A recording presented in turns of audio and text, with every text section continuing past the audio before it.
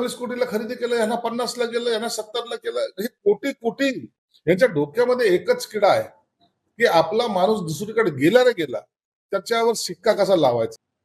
म्हणून एखाद्याने फक्त हसणं याला तुम्ही संस्कृतीचा रास आणि चॅनलवर डायरेक्ट शिव्या देणं म्हणजे हे संस्कृती जतन आहे का? असा दुजाभाव आपल्याला करता येत नाही. दोघांना एकाच पारड्यात तोडलं पाहिजे. साठ्यांचं चुकलं चुकलंच, परंतु इतरांचं चुकलं हे म्हणायची हिंमत सुद्धा आपण दाखवली पाहिजे ना. म्हणजे आपलं ते लेकरून दुसऱ्याचं ते कार्ट ही भूमिका नसावी आणि कुणासाठी नसावी. कोणत्याही पक्षाचा कार्यकर्ता असला तर त्याला समान वागणूक ही भेटली पाहिजे आणि त्यांना सगळ्याला आचारसंहिता ही एक असली पाहिजे. एक आहे, जनतेला आम्ही बांधील आहोत. जनतेचा तो पैसा आहे, जनतेच्या श्रमातून उभं राहिलेलं ते मंदिर आहे.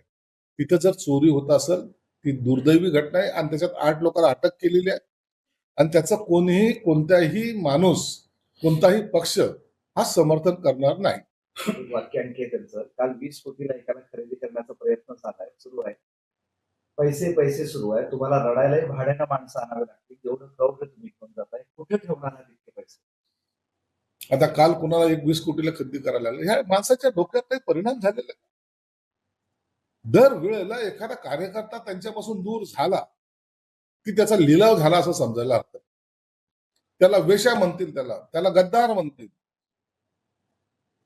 हे सर्व आरोप लावण्यापेक्षा पक्षामध्ये तुम्ही का सांभाळत नाही त्यांना? तुमच्या घरातला माणूस फुटतोच कसा?